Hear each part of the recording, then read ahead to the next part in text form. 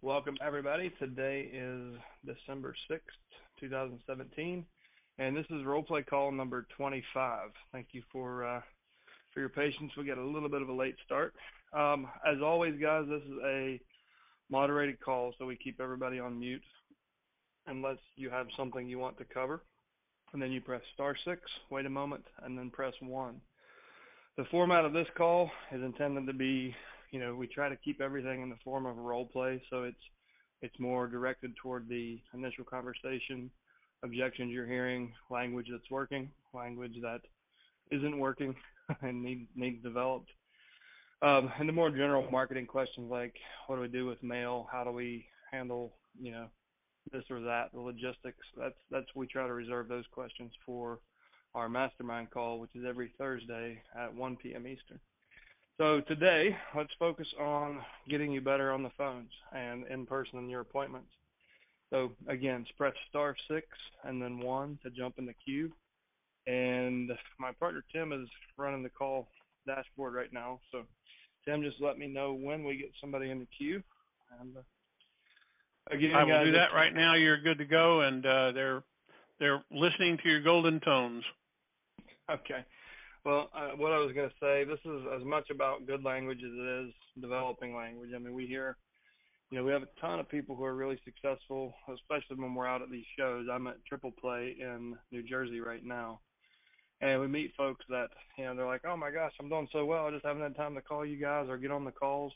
But I know there's probably people here that have, have language that's working really well for you. If you're one of those people, step up. Let's role play through a positive scenario, kind of how your calls are going. One of the a very common theme when people get on the phones the first time is they call me back and they're just shocked at how well received their offer was. And I think that a lot of times people expect the opposite. They expect to be, lashed, like what I call the lightning strike objection.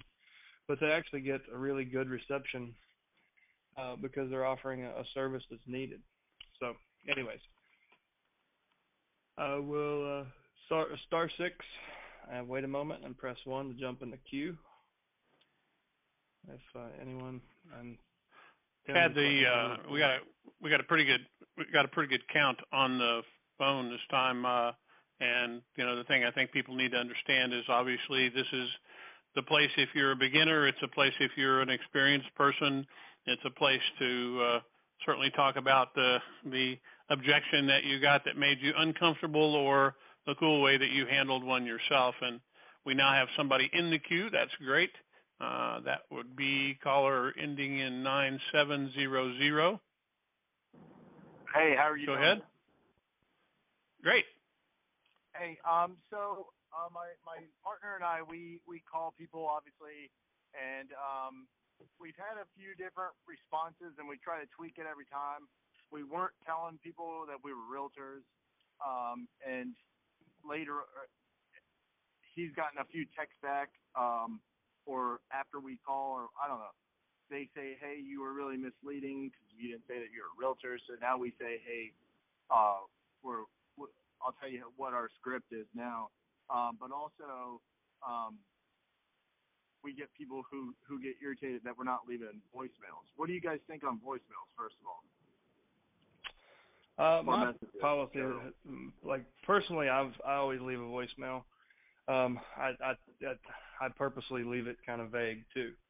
I think a mistake a lot of people make is trying to sell on voicemail. For me, it's just I want to leave some curiosity there, so they're more likely to call me back. So, hey, this is Chad. I sent you a letter. Just had a few minutes to sit at my desk and make some calls. I wanted to make sure you got the letter I sent you and you understood why I sent it. Give me a call when you get a chance. So if they haven't seen my letter, they'll go look for it. And I'm also saying, hey, I've tried to reach you in more than one way. So that's been most effective for me. If it depends on your call frequency. If you're calling once a week or once a day until you reach somebody, I probably wouldn't leave voicemails. Yeah, we did. We were just calling once, and now we're doing every week until we get to people. If you're calling weekly, I probably wouldn't leave voicemails either, because at some point it's going to get it's gonna start to hurt you more than help you. If Yeah. you're calling one time this month and then waiting a month and calling back, I don't think it hurts you to leave a voicemail, once a month. If you're leaving Right. a voicemail once every 3 or 4 days, you're going to be a thorn on their side, right? Yeah. Yeah, I agree with you. So what we've been saying is, hey, this is John. What do we say exactly? We're probate specialists.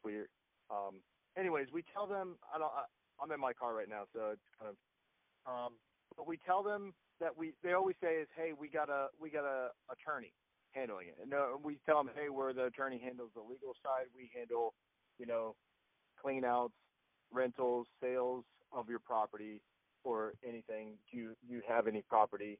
And then they'll respond, but they don't understand.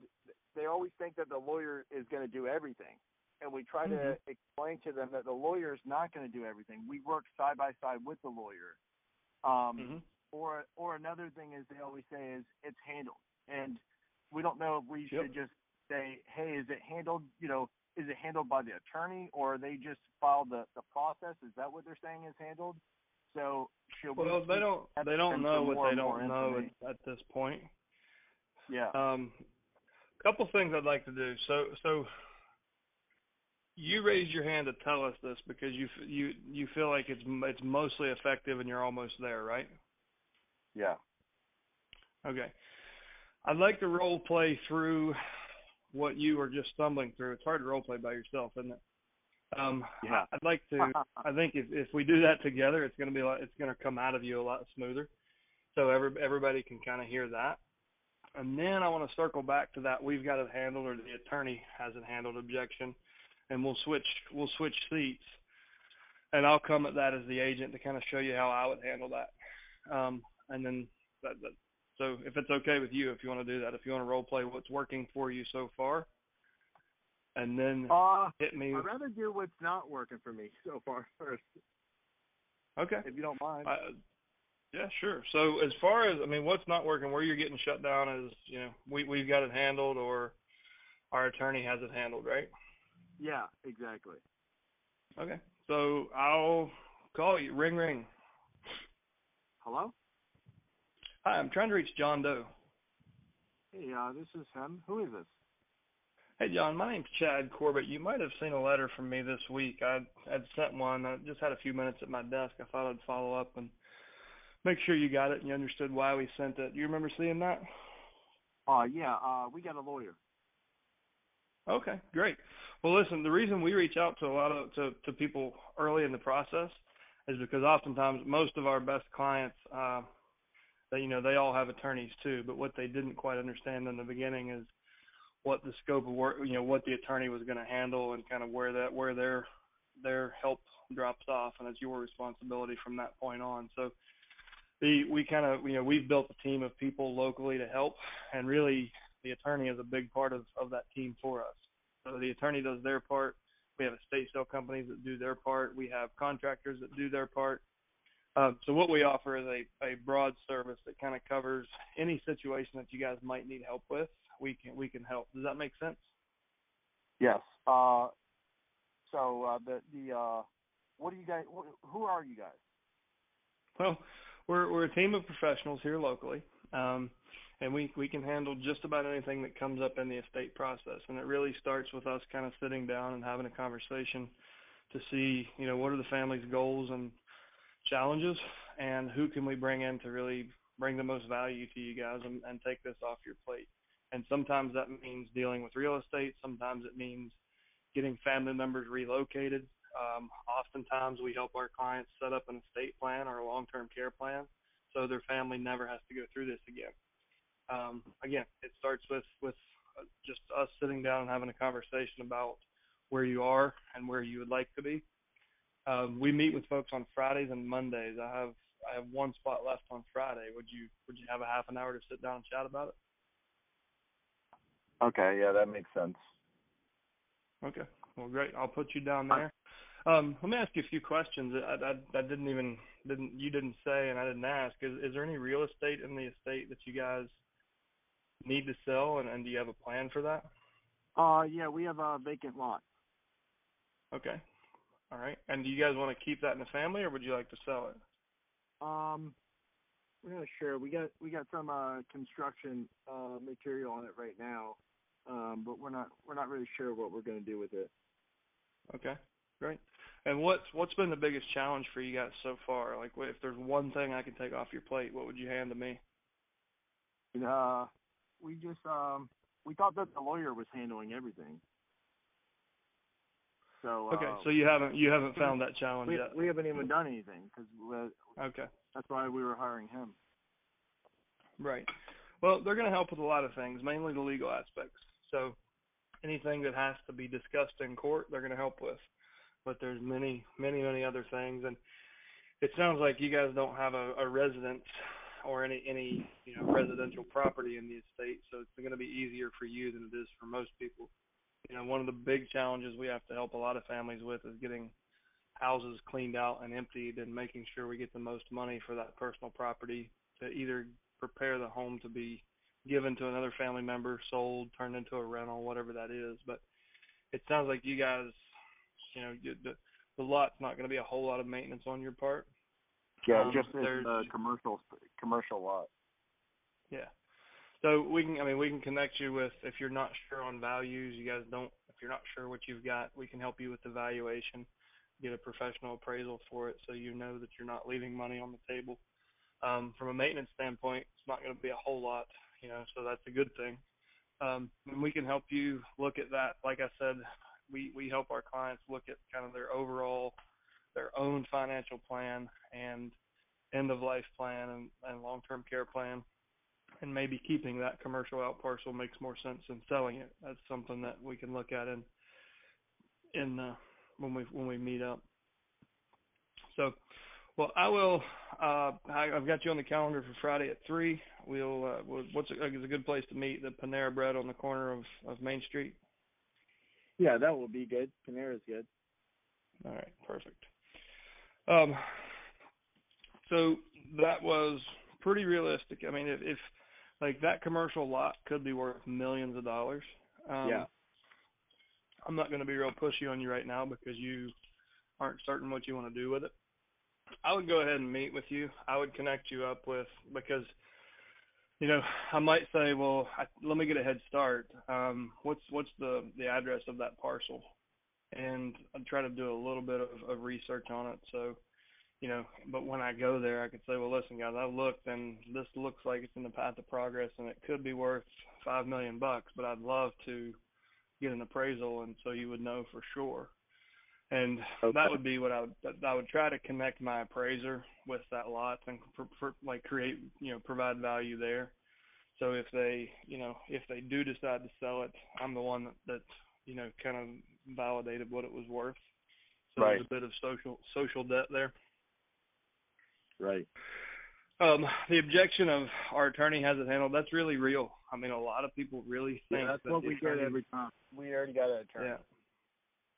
So another way to come at it, and because there wasn't a house in this one, I didn't use this, but a lot of times there is a house.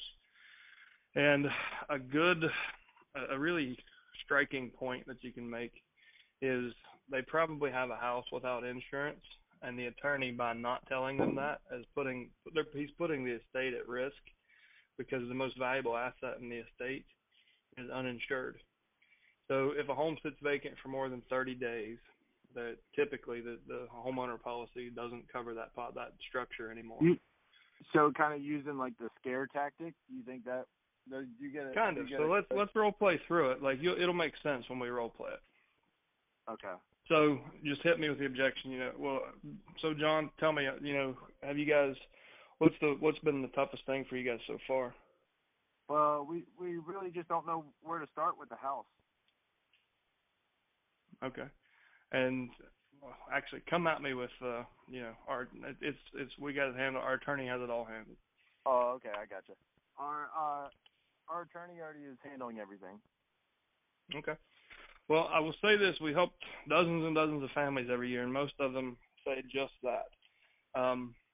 Do you know what the date was when the attorney moved your homeowner policy and turned it into a vacant policy? No, no, I didn't even know anything about that. It's probably because it hasn't been done. That's the point I'm making. So a lot of people expect the attorney to do more than he or she has to do, and that oftentimes leaves you exposed and to risk that you shouldn't be. So, for example, has the home been vacant for more than 30 days? Yeah, it's been vacant for a year. Okay, so and you didn't know until just now that it wasn't insured, right? Right. We got lucky, I guess, with the hurricane then, huh? Right.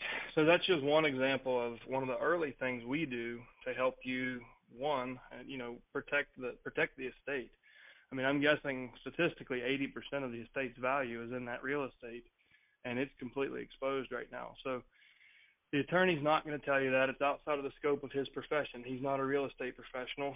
He is a legal professional that helps with probate. And we are real estate professionals, but there's also a lot of other things we do. I mean, we help with personal property. We can get personal property sold for the most amount of money, donated where it needs to be donated, get homes cleaned out. So there's a ton of different things we do. Even beyond the real estate, we help you set up a long-term plan. So you don't have to go through probate. Your family doesn't ever have to go through probate. We can reinvest the proceeds of this estate and show you how to protect that and grow that. So there's a whole lot of things we can do that the attorney certainly won't. It really starts with us sitting down, having a face-to-face conversation, and then we can show you the ways that we can be most helpful to you. Does that make sense? Yeah, that makes sense. Is Friday at 3 a good time to have that conversation? Friday will work. Perfect. So it's a shocking way to do it. Like I'm kind of I'm kind of slapping you with a really negative thing, but it gets your attention, right? And it's absolutely true. There's only a handful of insurance companies in the country that will insure a vacant residential structure, and it's about 3 times the premium it's 3 times as much, at least on the ones I'm paying for. Yeah, anyone I've ever had, they usually don't get coverage, honestly, because of it being so expensive. Yeah, I mean, it's like I think the one I've got right now, $140,000 house, I'm paying $360 a quarter, I think, for a $140,000 replacement cost. So it's not cheap insurance. No, it's not. So, but that's one example of how you can just show them, you can open that crack and say, listen, the attorney's going to do what the attorney's supposed to do. And that is not administer the entire estate. That's what you're supposed to do. And our team is designed to take as much of that off of your plate as possible. We take mountains and turn them into molehills. Does that make sense? That makes sense. So yeah. One thing for you to get the right person to come and appraise personal property, arrange for a sale, arrange for the donation, and get a house completely cleaned out, it might take you 2 weeks just to find the right people to do that. And hopefully you pick the right ones, not the wrong ones. Yeah. For us, we can do it in about 5 minutes. So we can take that mountain and turn it into a molehill. And there's dozens and dozens of examples of how we can do that. It really starts with us understanding what your needs are, and we'll bring in the people we need to. Does that make sense? Yeah, that makes sense. So that's kind of how I'll present that. Hey, one thing I was going to ask you as well is we don't even bring up the fact that we sent them a letter, and we just tell them that we're, probate specialists. And I don't know, probably half the people say, yeah, we got your letter. But, okay. So do you think it's better for us not, because we're not saying that we're realtors unless they directly ask us, and we're not telling them that we sent them the letter. The letter states it in there. And so what do you think, should we tell them that do you think that the title probate specialist, do you think that that's positive or negative, or do you think that we should say that we're local realtors in the area who specialize in probates, or do you think 3 years ago, I approached this as a realtor or as a real estate advisor or real estate expert. As the marketplace has become more competitive, I've learned through coaching people in super, super competitive markets that the way to really differentiate yourself and get away from the investors and get away from the realtors is to become the probate expert, the probate specialist, the whatever you want to call yourself. I think that neutral position of being like a third party, kind of the hub of the service, and real estate is one spoke, the probate attorney is one spoke, all the other things are spokes in the wheel, and you're kind of the hub that brings all that together. That's that's the best position you can come from, especially in competitive markets. And you present the full broad scope of service, and then segue into the real estate conversation. And the best way to segue into that, I'll kind of jump into role play, is, well, John, listen, one of the first things we try to learn about each family is there any real estate in the estate that needs taken care of, and do you have a plan for it?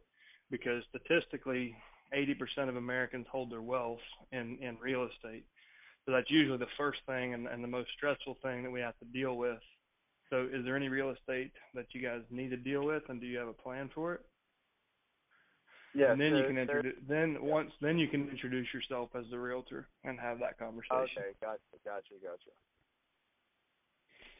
So just kind of present it as the first step in a comprehensive service, and that most people, you want to paint the picture of that they're not the first ones to go through this. Like, you've helped other people, you've got a lot of experience. And in your experience, the best first step is to talk about the real estate, because that's going to determine a lot of the rest of the outcome for everything else, right?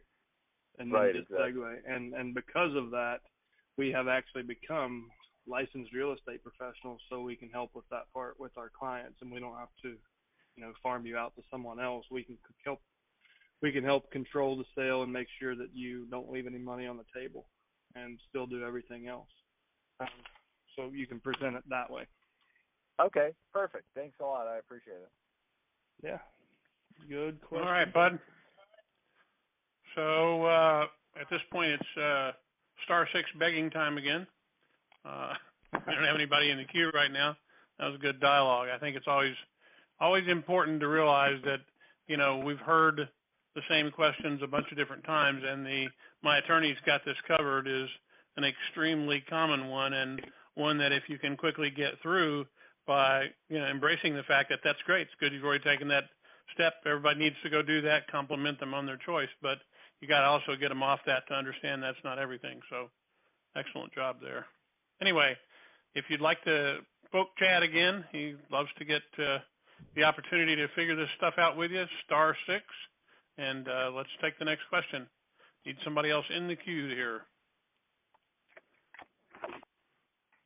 Because barring that, it's going to be time for me to sing again, and you don't want that. All right, we got 2 more people hopped in there. Let's start with last 4 digits of 2588. Go ahead, 2588. Yeah, hi. This is John out of Portland, Oregon, and I've only run into this a couple of times, but you may have addressed it before. I would get a call from one of the letters that went out, and of course, nowhere in the letter does it mention me being a realtor, and I've had 2 realtors call me because their clients handed them the letters and said, hey, I'm not going to report you to the real estate board, but you need to have this, this, and this on your letters. So I just was wondering how you handle that. What are you offering in the letter? Are you offering real estate service in the letter explicitly? No. Okay. So you just sent that letter as John, right? Yeah, you guys sent it out for me. If John sends a letter and says, I offer these real estate services, then by state law, John needs to disclose his license status. If John sends a letter and says, I'm a probate specialist and I can help with many things, you don't have to disclose license status on that. You're not talking about real estate. So just be careful what your letter says. They might be right. I'm in a market where realtors are more interested in getting each other in trouble than minding their own damn business. Mm-hmm. So what I would do is in the footer, I would put an asterisk and really light gray font. So it was just enough that if I ever had to stand in front of someone else's broker and justify it, I would be like, anyone with a brain can read this. But I didn't want it to stand out on the letter. So in a light gray font, I would put asterisk. If your home is currently listed with another real estate asterisk, ethics are of utmost importance to us. If your home is currently listed, please disregard this letter. And I've never had a phone call. But you can try that. But if you're not offering, if you want that anonymity and you're not offering specific real estate services, there's nothing they can do about that letter.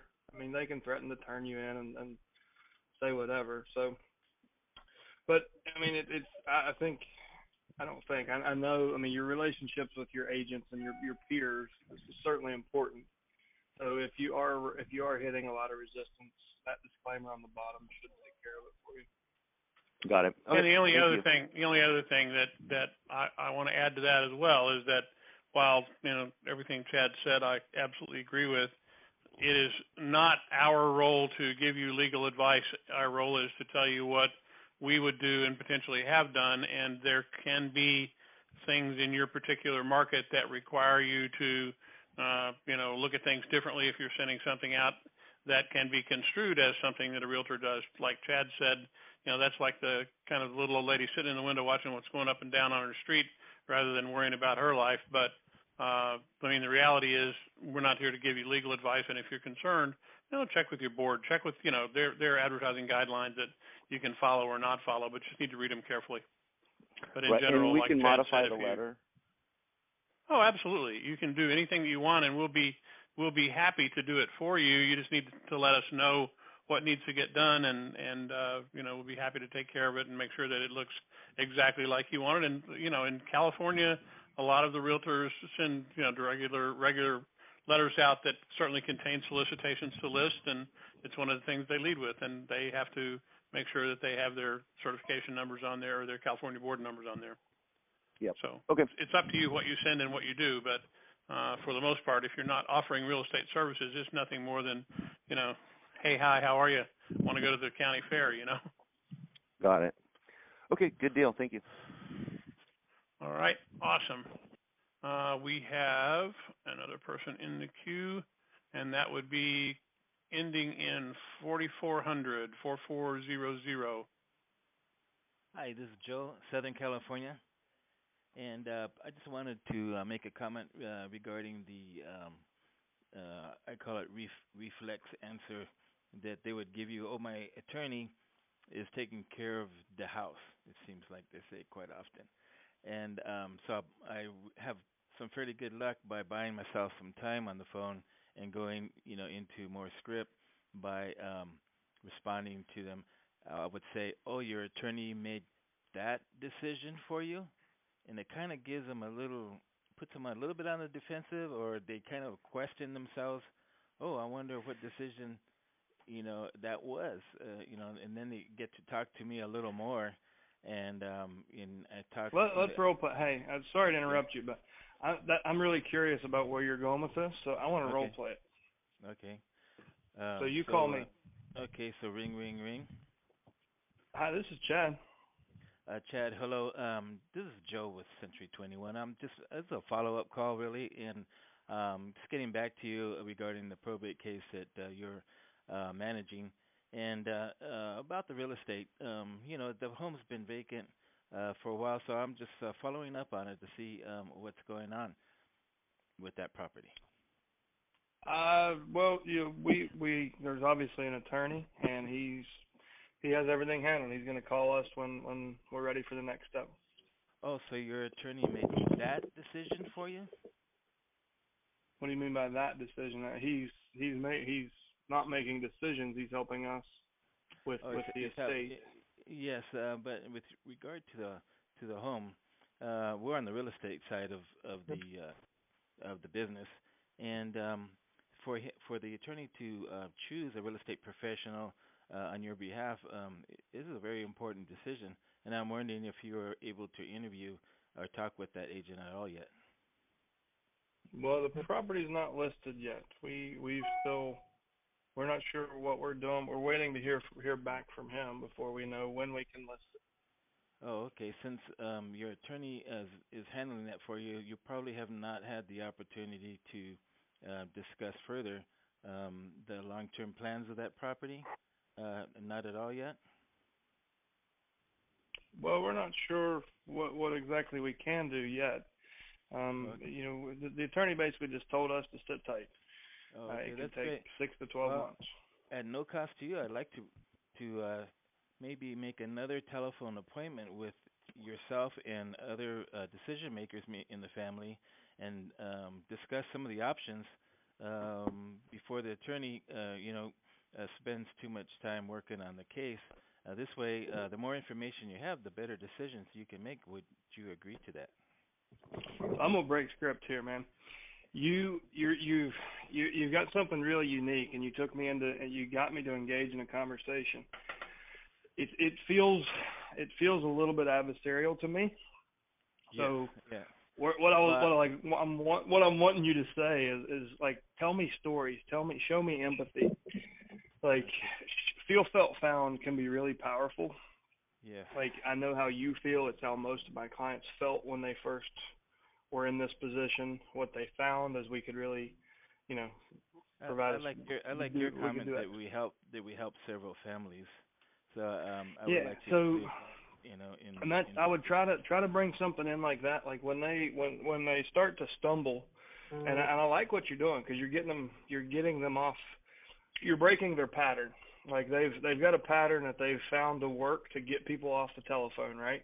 Oh yeah, and their brain, like their nervous system is like, okay, I know what worked with that last guy, I'm going to do it to this guy. And then as soon as you interrupt that pattern, you got them. They're like, oh shit, what do I say now? So I like your tactic. That's really good. But I think you need to start to soften it. As soon as you shock them, now you got to start to soften it so they trust you. And Right. I'm feeling like we're getting in a little bit of adversarial territory. Sure. No, So I start agree to with you say things like, we've helped a ton of families this year, and what I find most helpful is usually to sit down and kind of talk about all the options. Yeah. And I like for everybody to be there, just so everyone feels included. So when would be a good time for us to look to get that on the calendar?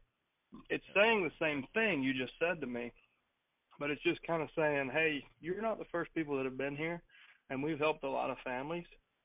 And I find that it's most helpful to you if we can sit down and talk in person. When's a good time? So I would just play with that, like how can you soften it up a little bit. But I love your tactic. I think it's good. Yeah, I kind of most of the time I call it the reflex answer they give you, and they're not even thinking when they're saying it, but when you make them think a little bit, then their brain has been trained. It's worked for them more than once. That's why they're giving it to you. So it's been really effective at running people off. And whatever, and it doesn't, I mean, anything you can say. Marcus up north in California, it's probably been 3 or 4 role play calls ago, but he was getting this a lot in that market, like in the San Jose market.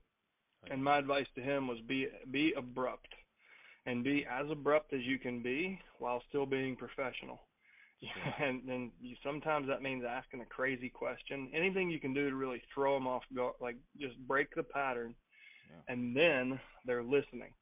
Like as soon as you can break the pattern, you're having a real conversation. But until you do, they're not listening to a damn thing you say. So that's good. And I would play with. On the first phone call, you don't know them yet, so you're kind of fishing to buy yourself more time on the phone. Yep. Right. Okay. Thank you. So one of the things, I think maybe that was with Marcus. One of the things I'd recommended was. Actually starting the phone call with, hey, my name's Chad. I'm a probate expert in the area, and I was just calling to fill in all the holes that your attorney left and helping you through this. Have you got 5 minutes to discuss? And that's really abrupt, and you need to be able to back it up. But if you call and say there's a lot of things, you're just proactively say there's a lot of things your attorney hasn't told you, and I'd like to fill in those blanks. And then do you think they're going to engage in that conversation? Yes. Sure they are. So don't be afraid to try stuff like that too. Have fun with it. Very good. Thank you so much. All right, that was a good one. But we don't have anybody else hanging out here, and I'm going to kind of make a last call for designated victims, unless you want to keep people on. We've still got a bunch of folks on here, and if you didn't come to just listen and you're willing to put yourself on a hot seat a little bit for a soft call, there we go. We got another one ending in 0770. You're up. Hi, my name is Alexandra. I'm in the Bay Area. Okay. Hey. What can we help you with today? Well, I'm really new to this. I haven't had much practice, but that's why I called in today. I wanted to practice some role play with you guys. All right. What can we help you with? Do you want to do the initial conversation? Exactly, yes. Okay. And do you want to be the seller or the personal rep? Yes. All right. Okay. So I'll kind of outline a few things that I'm going to cover. I want you to kind of be aware of as we go through it. I think it helps if you kind of understand what I'm doing. So what I learned early was that everyone wants to know who you are, how you got their information, why you're calling, and they all have these same few questions up front. So that's what the structure in the beginning of the conversation, and for me it's probably never been the same twice, but this is who I am. This is how I got your information. This is what I can do for you. And then I'm going to ask you an emotional question that's damn near impossible to engage with. Something like, what's been the toughest thing so far? Or if I could take one thing off your plate and make it mine, what would that be? Something like that. And then, depending on where you take the conversation, I'll start to learn more about the overall estate and if there's real estate and how I can help with that. And I'll set the appointment. Okay? Okay. So, ring, ring. Hello? Hi, I'm trying to reach was it Alexandria, right? Yes, this is Alexandra speaking. Hey, my name's Chad Corbett. I'd actually sent you a letter earlier in the week. Had a couple minutes in my office to make calls, so I just wanted to follow up, make sure you got it and you understood why we sent it. You remember seeing that? No, what? I'm sorry? What kind of letter? I didn't get any letter. Okay. Well, no worries. That's why we always follow up with a phone call. You got even better. You got me on the phone. So, Alex, is it okay if I call you Alex? You can call me Alex. Okay. Well, what we do, Alex, we have a team of people here locally that we've built specifically to help folks in your situation. We've helped a ton of families get through probate. And really, it starts with us understanding what the family's goals and challenges are, and then we can kind of know who we need to bring in to really take some of that off your plate and make it easy as possible. And what we find is a lot of folks expect their attorney to do everything, but because it's probably their first time, they don't know what they don't know, and they don't know what that they're going to have a lot more responsibility than the attorney, and that's kind of where we come in. So as part of that, we go to the courthouse every month and we gather the public data and we proactively reach out just to see how we can help. So what's the toughest thing so far for you guys? And if you could give me one thing and make it mine instead of yours, what would that be? Well, I just don't know what to do with the property. I wasn't expecting this to happen, so I don't even know where to start or whether I should keep it or sell it. Yep, I understand. And that's, honestly, that's where most of our conversations, the first conversations we have with our clients, they're in shock. They don't know what to do first. There's so much to do.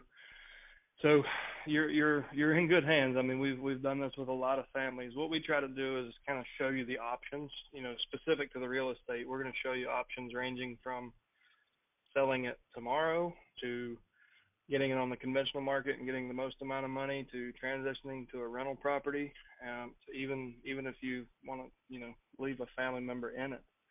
Have you guys, do you know if you want to sell it or keep it? And is the house vacant right now?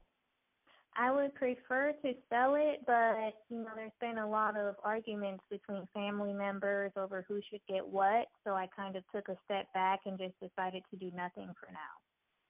Okay. So the house is sitting vacant. All right. Well, there's some and I get that. Like it's you've been put in a pretty uncomfortable position, and it can get intimidating, and you don't want to make family dynamic is really interesting. And what we find is by coming into the situation and allowing everybody to be part of the conversation, but leading you guys usually resolves those conflicts. So when everybody has a chance to sit around with a professional and talk about expectations, you get to hear each other talk. And just like with marriage counseling, sometimes there's some things you just can't say to your spouse, right? So what we find is when you have the family in a room and they've got, a professional that's been here before, a lot of times you can talk about expectations and things will come out and we'll discuss them right there, and we can resolve problems that otherwise would have just blown into bigger and bigger and bigger problems for the family. Does that make sense? Yeah. So what is the first thing you would do if I were to meet with you? Well, the first step would be, we'll set a date and time and make sure we can get everybody there. We're going to do 2-3 hours of homework to make sure we, can give you valid options for the real estate. For example, what it looks like as a rental property versus selling it on the conventional market, versus doing some repairs and selling it for top dollar. Once we meet, we're going to take a look at kind of the personal property and what all's in the house, the contents, and what your goals are for that. And then we'll sit down and we'll discuss a plan for everything. So what are we going to do with the personal property? How do we make sure we get the most amount of money and donate the rest? How do we, make sure that we get the most amount of money for the house and that everybody gets what they're expecting? And if anybody's not going to get what they're expecting, how do we bring them down to reality so they have realistic expectations and aren't mad at the rest of the family? We're kind of going to look at everything as a group. And I'll take the lead on that. There's really nothing you have to do. We have a lot of experience working with families, and we can show you, we can put a real valuation on the property, either if it's a rental or if it's for a sale, and we can show you that, the family that. So then I think you guys will have be more clear on what you want to do with the property. Once you know the options you have, we can do A, B, or C, but which one do we want to do? And that's really what the first appointment's about. Right. I'd prefer not to have anything to do with the process. You all work directly with the lawyer? Well, we can. I mean, you've been tasked as the executor, and if you want to give that up, that's your right. You can turn the role of administrator over to a public administrator or fiduciary. Is that something? Do you feel like you want to do that? Yeah, I just would rather not have anything to do with this whole process. I'm really depressed right now over what I'm going through, and if I could just hand it over to someone who would work directly with the lawyer, I think that's what I would prefer. I understand. Well, we're not going to be able to take you out of it completely from a legal standpoint because we're not public administrators. However, we do know some public administrators and fiduciaries. The court has to be the one to appoint them, though. We can't just introduce you to one and they take your role. So what I would like to do is speak with your attorney today. I'll kind of let him know what you and I discussed, and if you don't mind, maybe give him a call and give him permission to speak with me about it. Or actually, you know what's even better? I actually have his number here. Do you mind if we three-way him in right now? Oh, that would be great. So, and I'll break script here because we'll kind of lose track of that.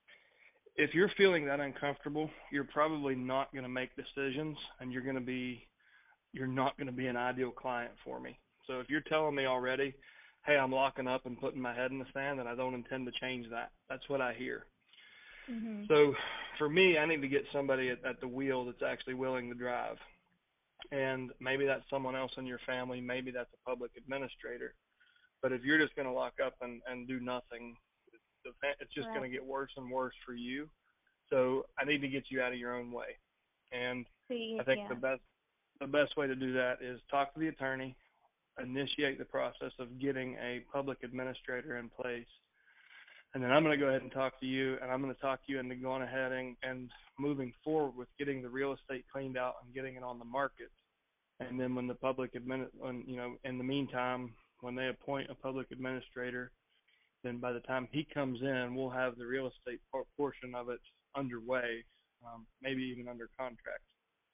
So it's not going to interfere with anything, but it will kind of get you out of the driver's seat where you don't want to be anymore. Right, because I've been on a few phone calls where it just seems like they don't want anything to do with the process and they don't want to talk on the phone.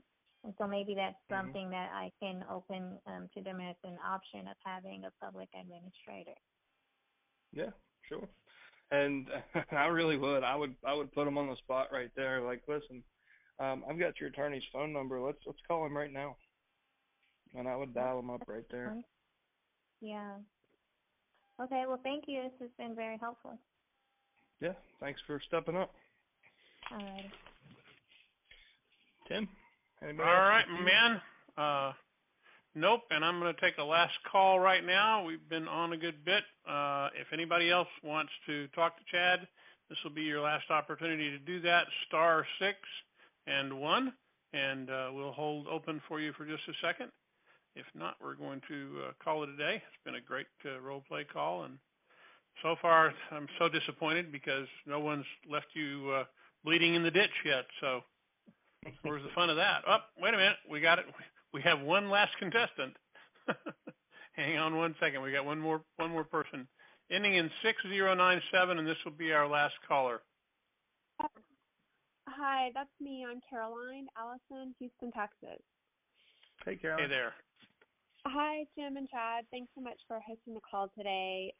I wanted to, I know it's not quite role play, but it kind of is. I wanted to set up some referral relationships during the holidays while it's a little quieter with attorneys, and wanted to ask you guys what your approach would be when these people tend to be busy in court and in meetings with clients.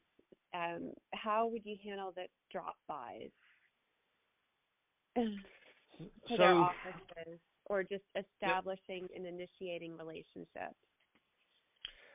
It's kind of a, not unlike any other prospecting, it's kind of a numbers game. What we find to be most effective is the office drop by. What we find to be least effective is phone calls or trying to schedule office drop bys. Just, the gatekeeper is always going to stop you at the gate, right? So it really comes down to, and I've helped several people do this, but it comes down to just saying, all right, I'm going to load 10 of them in my GPS on every Wednesday and just drive it. And you never know when their court times will be or what days they're going to be in court. So you just have to try different things. Usually, court oftentimes happens early in the morning. So usually an early afternoon drop by is best. So maybe, an afternoon coffee, go to Starbucks, grab some coffee, and stop by that attorney's office at 2 p.m. And it's just kind of trial and error until you figure out what's going to work for you. But I'll say this, anyone who has ever gone out and done at least 10 attorney office visits has come back to me with no fewer than 2 attorney relationships. I've never had someone fail like more than that. Like you'll come back if you do 10, you will have 2 really great conversations, and 2 really great attorney relationships could mean dozens upon dozens of deals over your career. So it just kind of requires a discipline of doing it and expecting sometimes to have the door slammed in your face, sometimes not to ever get to talk to the attorney. I find following up with a handwritten note and a business card is really effective. So if you drop by, sorry I missed you, would love to introduce myself whenever you have 10 minutes to talk, Caroline, and just drop it in the mail, handwritten thank you card, because so few of us do that anymore, right? So handwritten notes are worth their weight in gold, because you'll probably be the only realtor that ever took that kind of initiative. And, maybe he didn't get the cup of coffee that you brought by, but whatever. And you could even throw a joke in there like that, like, I'm the chick that brought you a latte. Hopefully you got it, but if not, let's meet up for a cup of coffee. I'd love to introduce what we're doing is so closely aligned. I really think we should meet. And, sign it and drop it in the mail. And what if they throw out the objection of, well, I already have an agent that I refer my clients to. What do you do differently, or what, what would our working relationship be like? I already have this other agent. Well, that's actually my biggest concern, because I'm actually a little worried that you're not working with me and you're doing yourself a disservice.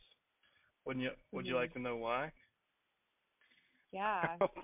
I would say something smart ass like that to, again, break the pattern, because if they're getting solicited, and they're usually not, by the way, but if they do have somebody, I would say something a little bit shocking, like, oh, that's interesting you said that, because that's why I came by. I knew you were using somebody else, and I thought you needed an upgrade. And don't be pretentious about it, but be cute about it, and just say, well, it is the end of the year, and it's time to upgrade your business equipment. So what? Don't you need a better realtor? And just say something like that to get them curious. Open that conversation and say, well, listen, seriously though, we have built an entire team of people in our company to take a lot of the pressure off the executor and therefore off of you.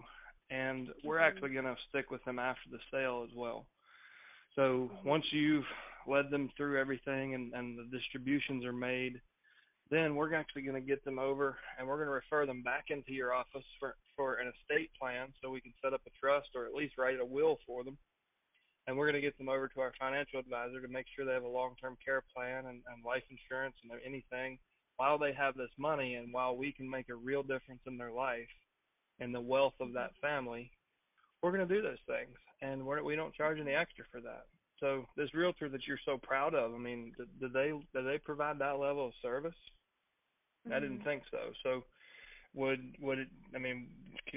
you be willing to give us one at bat, like your next probate client, and just see how our service compares to theirs? Great. I can't wait. So I would approach it some close to that. Okay. So show them that, the key point is you're never going to have to babysit me as a professional. My business will only, complement what your business is doing. I'm going to take a lot of the redundancy out of this for you. I'll answer a lot of the questions that the clients are usually asking you. We'll handle that because we're going to do, in the initial consultation, we're going to talk about a lot of things, including real estate, personal property, a lot of stuff. I'm never going to answer legal questions, but anything that's not legal, you hopefully won't have to answer those over and over and over again, because we'll cover it in our consultation and just show them how you can make their life easier. And you will. All right. I guarantee you'll be outshining the agent that they already have. Okay. Carolyn, thank you for. Is it Carolyn or Caroline? Caroline, like sweet. Okay. Well, Caroline, thank you for your question, and we did get one person that snuck in right as I said we were done. I'm going to let this one go through, and we'll be done after this. 1189 Belinda, go ahead. Yes, really quick. You're talking about drop buys for the attorney. What type of materials would you take in hand? Coffee and a smile. Okay. The trifold brochure can be a good leave behind, but honestly, I'm serious. Eye contact and a smile is the best collateral in your business. Okay, that's simple enough. And it doesn't mean that you shouldn't have something to leave behind. I mean, that's kind of more the leave behind than a getting in the door. You're going to get in the door by your charm and wit. And that's what Chad means. Having something to leave to let them remember you by is always a good plan as well. And a trifold would be good to take with you, but you'll get through just by smiling at them.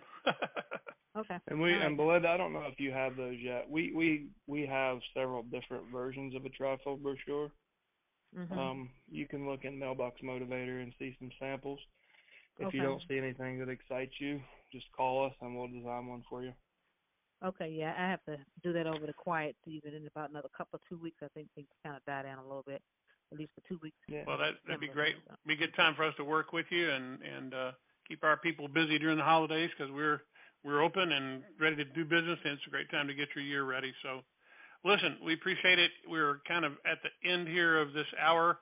It is now 3 o'clock, and I think we're going to call it a day on the dial-ups. And Chad, good job as always. Anything you'd like to say here at the end? Nope. Thanks for moderating for me, and I'll try the Sullivan close, guys. Take one thing that you learned here today, one thing you heard, one piece of language that you think, oh, that'll work in my market. Put it into play, and come back to our mastermind call with your success story. Our mastermind calls are every Thursday at 1 p.m. Eastern. This number tomorrow at 1 p.m. Eastern. So thanks so much, as always, guys, for being here, and for those of you who participated. I hope everybody got what you came for, and if not, email support@alltheleads.com and let us know how we can help. Have a great day. All right. Good job. We're all done. Have